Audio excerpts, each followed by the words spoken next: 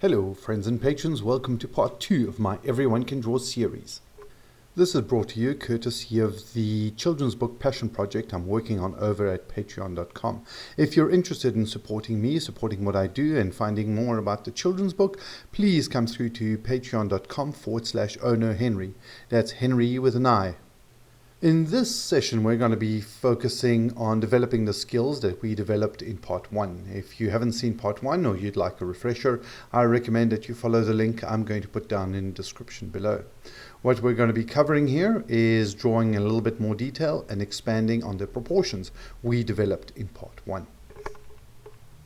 So the first thing we're going to do is find something suitably overwhelming and difficult to draw. If you're a beginner artist, if you're not used to drawing, something like this could be overwhelming. How do you approach it? How do you break it apart?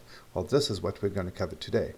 So the very first thing we're going to do is what we covered in part 1, and we're basically just going to look at our height and width and just make little boxes. Once we have our heights and widths, we're going to add a new feature, which I've highlighted here in red, which is to find our middle lines.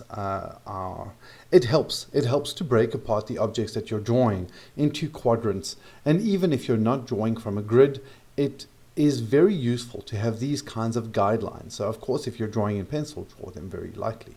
Now, this is where it gets fun. I'm expanding the repertoire that we built up in part 1 of just rectangles and squares and quadrilaterals. And I'm introducing semicircles and triangles and circles.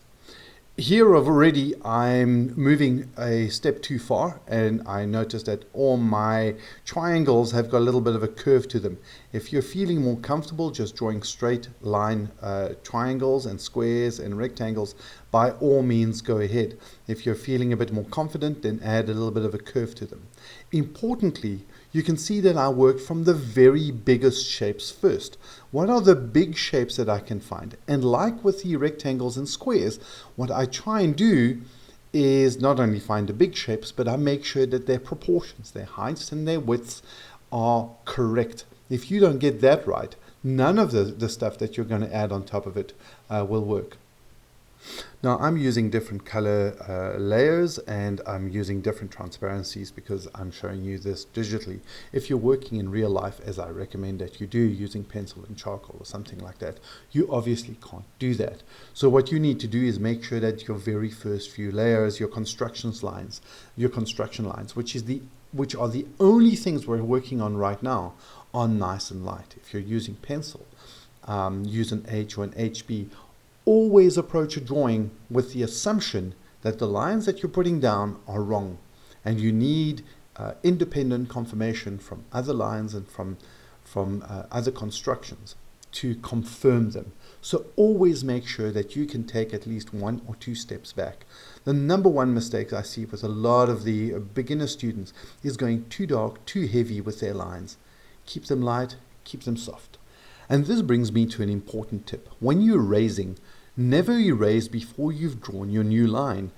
I've seen a lot of people, they realize that they've made a mistake and then they immediately erase it. No, draw your new line first and then erase the previous line. That way you have a reference to make sure that your new line is correct. So now we're getting on to step 2 of part 2. This is when it gets really noodly. You see, what I'm doing is I'm essentially, like we did with part 1, is I'm now looking for the same shapes, the same triangles, the same squares, the same circles, but in the negative space. I am looking for stuff that is not part of the, I think it's an aloe, of the succulent in front of me. I am ensuring that my proportions are correct by shifting my focus not to the object, but to the space around the object. If you can do this, you can ensure that your proportions are solid, that your drawing reads well. This is a critical skill, and all I would focus on if I were you is start from part 1, just draw boxes, and then add in circles and triangles when you are comfortable enough. and then obviously apply it to the negative of the drawing, to the negative shape.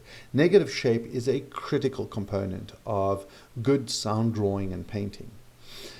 And the reason I keep on focusing on these simple shapes, because every one of you, every single person that comes to me and says, oh no, I can't even draw a stick person, can draw a circle, can draw a square, a rectangle, and a triangle. And what have we done here that is any more complex than that? So for this last part of the drawing, you can see I've taken a photograph of the object and I am drawing on top of it. This is significantly sped up, and I don't want to focus on this because this isn't the purpose of these videos.